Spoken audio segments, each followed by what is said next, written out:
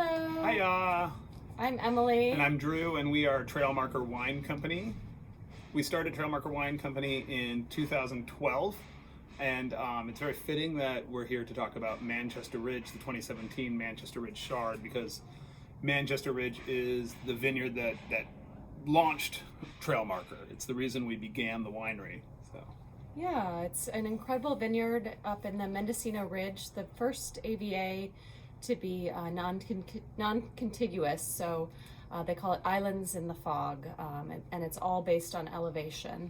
So it's the ridgeline that separates the Anderson Valley from the Pacific Ocean, and this vineyard is one of the most epic vineyards in that appellation.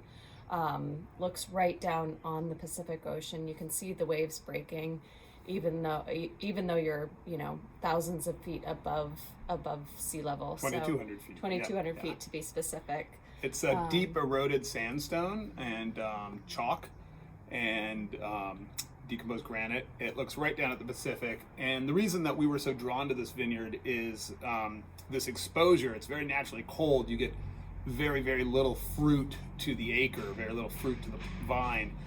And because of this cold weather, this exposure to the elements, you get this naturally high acid, really, really lovely wine that gets extra hang time. So the grapes develop on the vines as it matures along, and you get this really wonderful old world style wine. It's really the wines of Chablis and the sort of rustic Chardonnays of Jura that inspired Trailmarker. Yeah. So once we bring the fruit in, we foot tread it. It's the only wine we foot tread.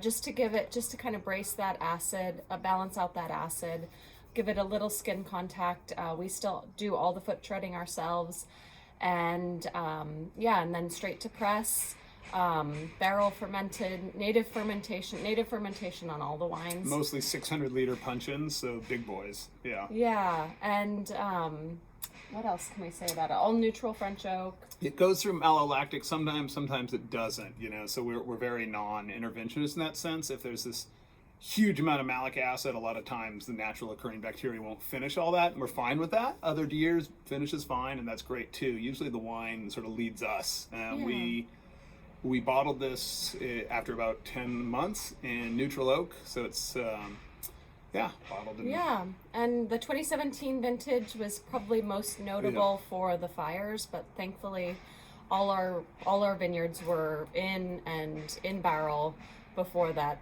kind of tragedy occurred. But so we were really lucky in that regard, and we look forward to drinking the wine and enjoying it, and cheers to you. Awesome. Thank you so much, guys.